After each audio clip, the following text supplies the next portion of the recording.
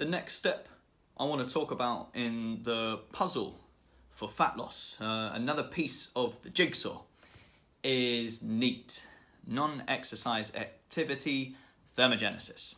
So I have covered the main thing that you need for fat loss, i.e. calorie deficit, protein intake, sleep, resistance training. If you haven't seen them, check them out. This is how you lose fat. There is no secret. It's all out there. It's been out there. We know how to do it. Diets are bullshit. Herbalife is bullshit as well. Right. Breathe. I shall compose myself. So the last step, well, the last really important step. So, you could put this in a hierarchy and get the first step done, the calorie deficit. After that, these other steps are kind of not as important, but get these in and it just becomes a lot easier. So what happens to the body in a calorie deficit? It becomes lazy. It makes you lazy. So what I mean by that, subconsciously you will be doing less things. When I say less things, that could be anything from fidgeting, standing, talking.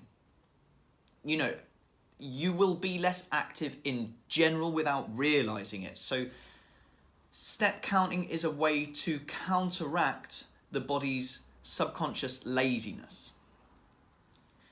Now, when it comes to step counting, it's quite amazing how many people aren't hitting a good amount of steps anyway. So do this even if you're not trying to lose fat.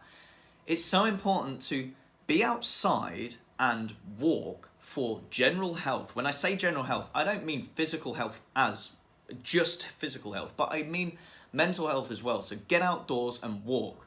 If you have a smartphone, which 99% of Britain's population will have, iPhones definitely have a step counter already built in. I'm sure Androids do too. Check what your average step count has been already without kind of looking to step it up just yet. Ha, pun intended. And see what your average step count is. Add 5,000 to that. Easy, right? 10,000 steps is equivalent to roughly 90 minutes of walking. So I want you to add 5,000 steps. So you're probably adding about 45 minutes of walking. That is not a lot to ask. Add it up. And when you're going into this calorie deficit, you might have to add more than what you've been doing on average. And see how you feel, first of all, doing it. You'll probably be tired, but you'll probably feel better. You'll probably sleep better. Oh, remember my video about sleep? Yeah, great. If we're sleeping better, we're not going to get such hunger pangs the next day, which means we can stay in our calorie deficit. These all interlink. That's pretty much it, if I'm honest. Just get more steps in, and that will help keep you in your calorie deficit. I hope that helps. I realised I didn't explain what non-exercise activity thermogenesis is. That this is everything you do outside of planned exercise. This is the energy that kind of keeps you going throughout the day when you're just doing your everyday tasks. So that drops down when you're in a calorie deficit. Let's increase it, get those steps in.